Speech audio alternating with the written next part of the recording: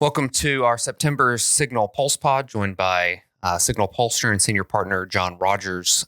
We are recording this a day after the assassination of Charlie Kirk and on the 24th anniversary of September 11th. So to say it is a bit of a somber mood here in the office and really across our country. And just want to acknowledge that before we jump into talking about polling in any way, because that matters a whole lot more than some numbers. So with that, our monthly September survey conducted recently, 1,500 likely general election voters, midterm voters.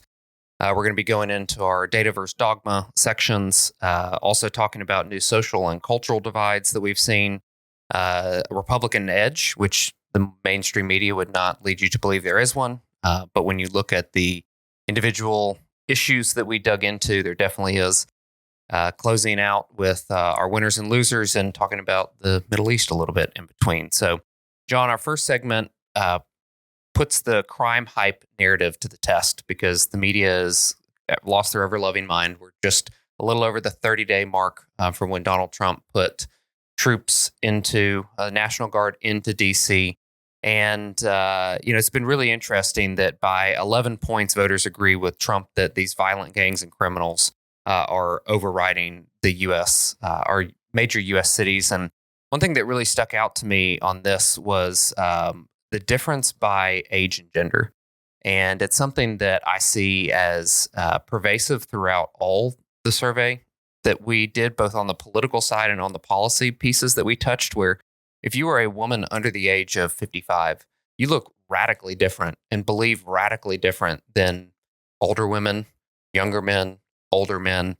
And it really plays out in a way that, we've got 54% of younger women saying that this characterization of crime is not accurate. And then every other voter segment strongly believes the exact opposite. What do you read into on that? Because I think thematically, this is probably one of the most important things that came out of our September survey. Americans are more divided by gender and by education than they probably have ever been. And that has been something that I think, probably started 6, 7, 8 years ago, but has really accelerated over the last 3 or 4 years. And you just mentioned women under the age of 55 as disagreeing with Trump's characterization of major American cities like Baltimore and D.C. being overtaken by criminal gangs.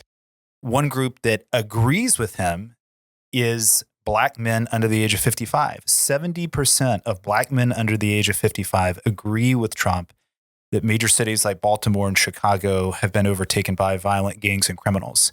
And so that is a shift in the electorate that Trump has been able to appeal to a lot of young minority men, and that that data point suggests that it may continue.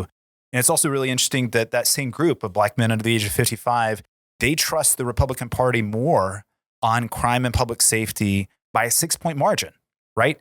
And so there's sort of a disconnect where I think people in the media are continuing to think that it's like 1975 when they talk about these issues, and they need to update their priors.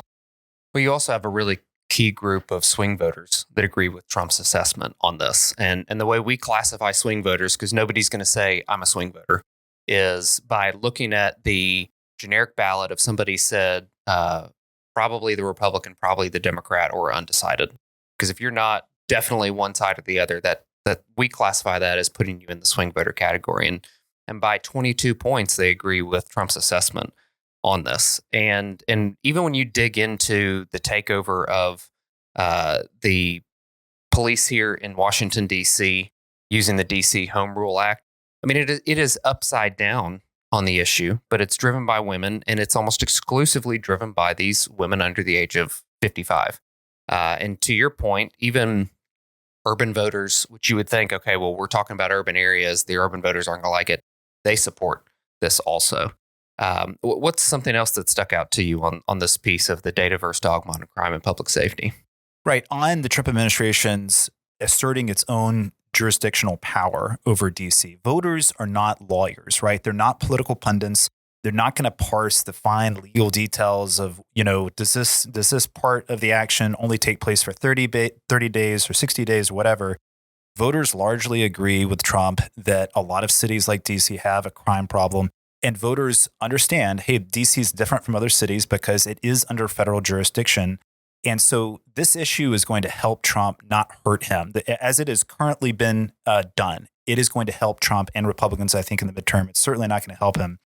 And again, you have to kind of step back and think about the entire context of which party do voters trust more in crime and public safety. And as you mentioned, by a 16-point margin, the American public trusts the Republican Party more than the Democratic Party on crime and public safety. We also, as part of this series, and go to our website, cygn.al, and download this full deck, but we asked and really informed voters what happened when Trump did this. In the first 12 days of doing this, 0 murders, which has never happened, likely in the history of DC, that you have no murders, breaking a pre-COVID record.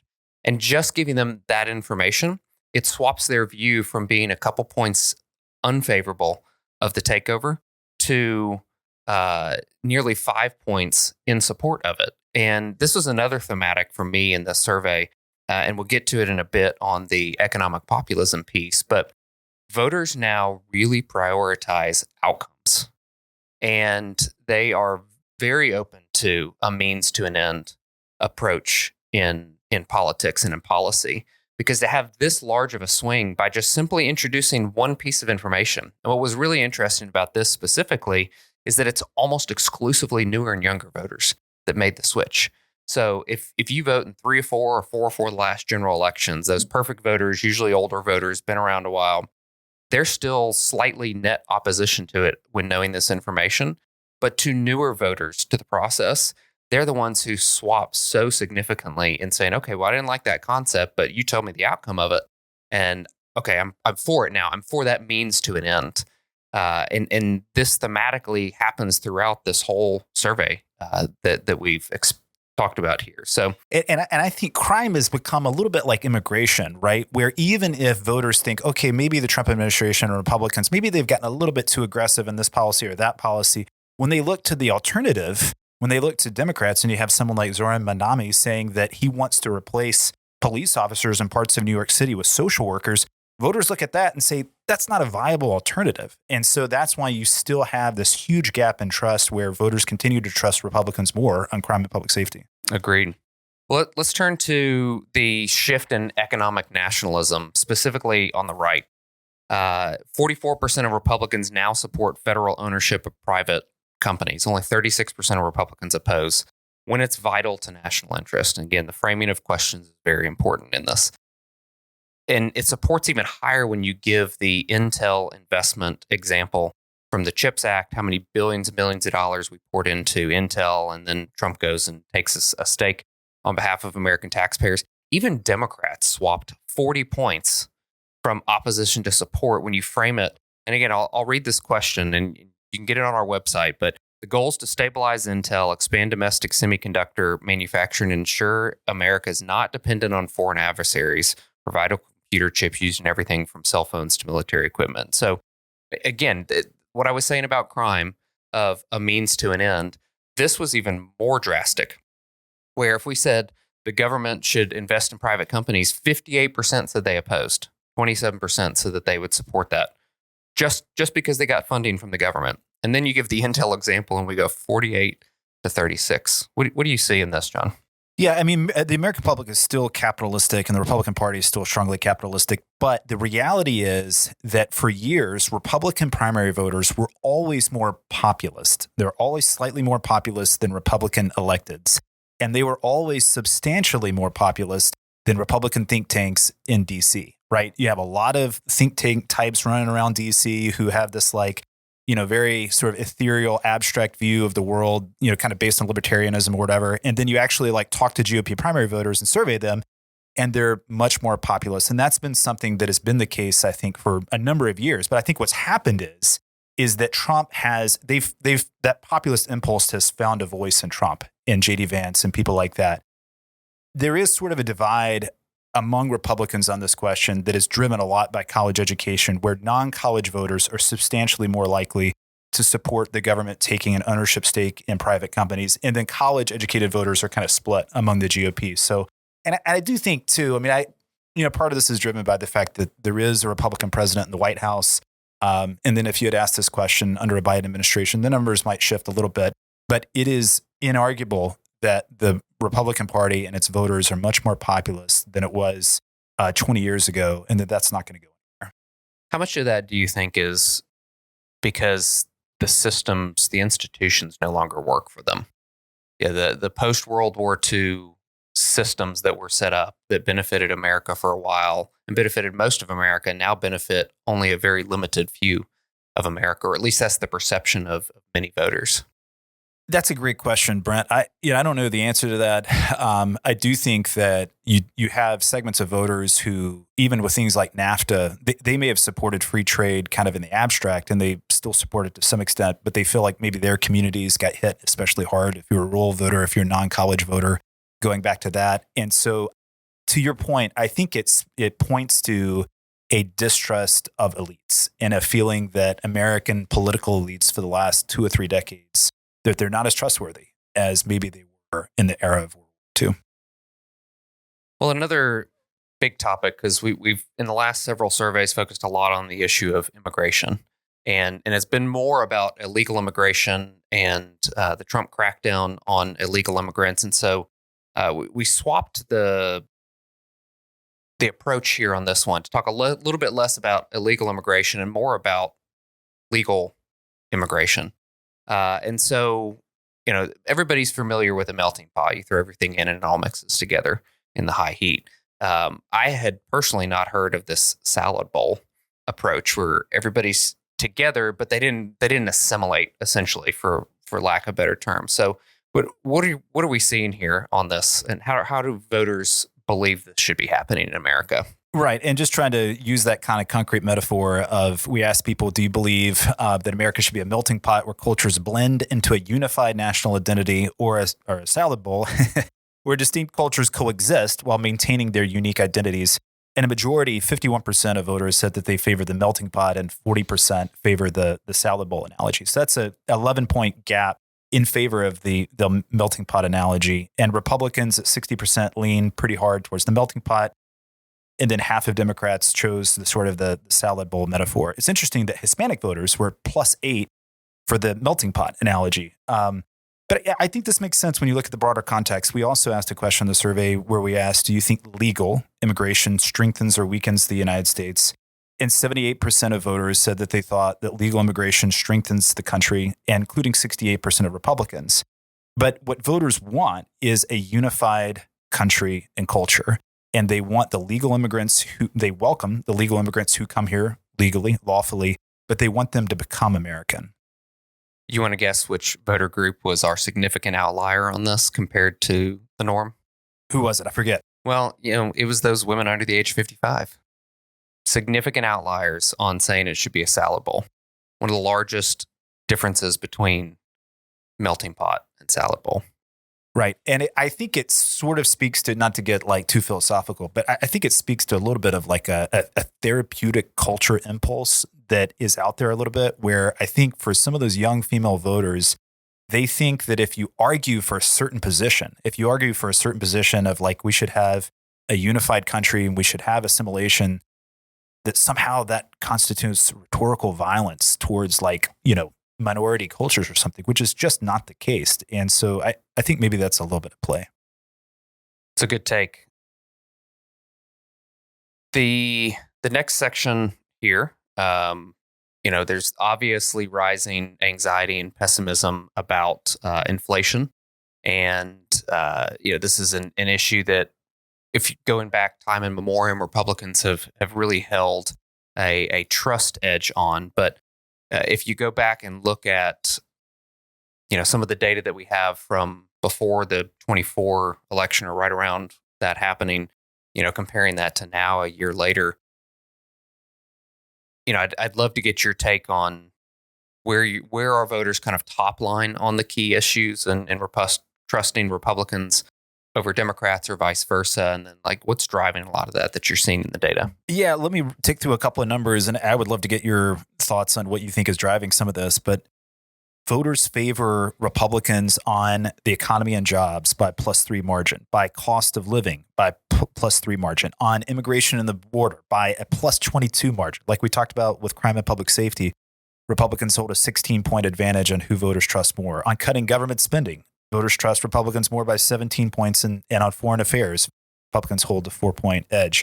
So, Brent, one thing that I would love to get your take on is that inflation and cost of living has trended upward slightly month over month as a concern for voters, but voters still clearly trust Republicans more than Democrats. And so for campaigns, as they're thinking about kind of going into the midterm election, how should they think about talking about inflation as they kind of begin the midterms?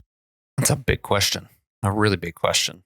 I think it really starts with empathizing with voters and letting them know that you understand how challenging this has been, giving an example of what it has affected you also.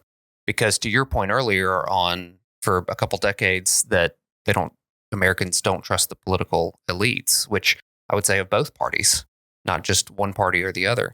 That if you can come across as a relatable individual who is experiencing what they're experiencing, that's the first chasm to cross, because it's not as simple as elect me and I'll make your inflation go down. Like, I think voters very much are aware of the fact that one single election, even of a president, does not fix a huge problem like multi-trillion-dollar economy.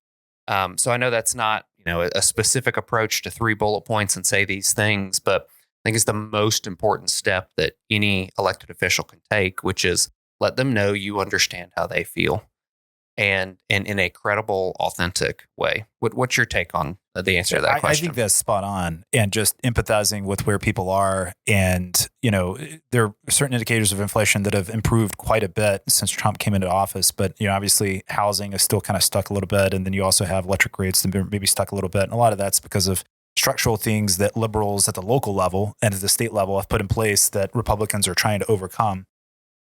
But I think that's spot on of talking about that and empathizing with where people are and saying that, and starting to try to address it as much as possible. So one thing that really stuck out to me in this, John, was looking at the response share of each. So that's one thing we talk about a lot with our political clients is, yes, you need to look at the spread between, if they support you or your opponent, but you also need to look at the ballot share too. And how is the ballot share moving? What is the comparison between the two? And one thing that really stuck out to me is that the highest that the Democrats got on trust in the Democrat Party on any of these was 41% on economy and jobs. And everything else was likely mid 30s to like upper 20s.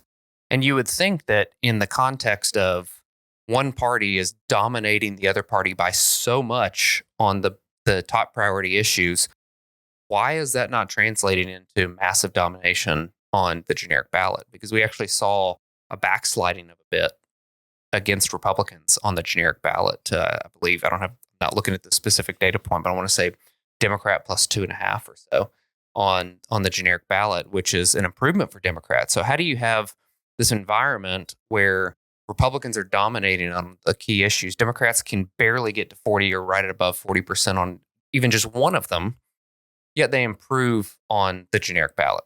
Yeah, I think part of that is that in the spring and summer, Democrats were actually historically at a very weak point on the generic ballot. When you looked at midterms, if you went back to 2018 or other midterms and compared them in the administrations of Republican presidents, if you went back to the spring and the summer, Democrats were at a low ebb on the generic ballot. And so they're kind of rising back to where they should have been, I think, in a lot of ways.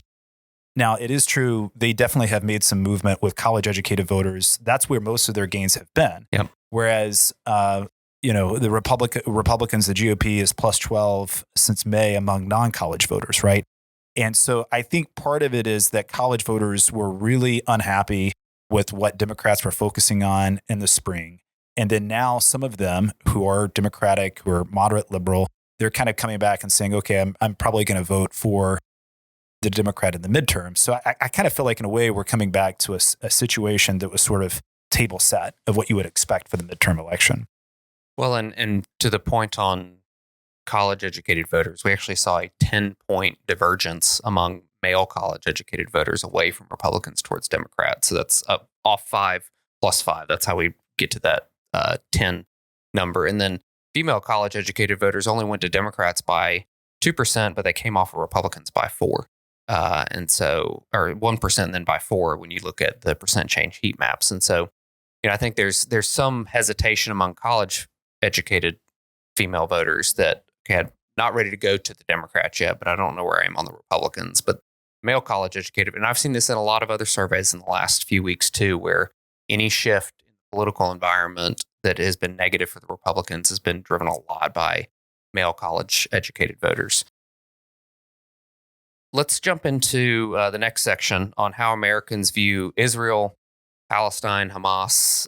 We've been asked about the two-state solution, which is, a large part of the proposed Abraham Accords. That Saudi Arabia and other countries are saying that once you move towards that, we'll be able to normalize relations. What do you see in this, especially compared to what the media says compared to what our data shows? Yeah, and I think for context here, it's really important to keep in mind too. We asked, do voters want Trump to focus more on international affairs or domestic affairs? And 58% of American voters said they want Trump to focus more on the domestic. Only 12% said that they want the Trump administration to focus more on international affairs. So the reality is the midterm elections are largely going to be driven, as most federal elections are, by domestic events. The Iraq War was kind of an exception.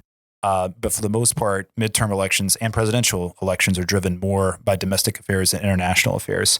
Yeah, but when you get into this, it's really interesting. We tested the images of the nation of Israel, of Palestine, of Hamas.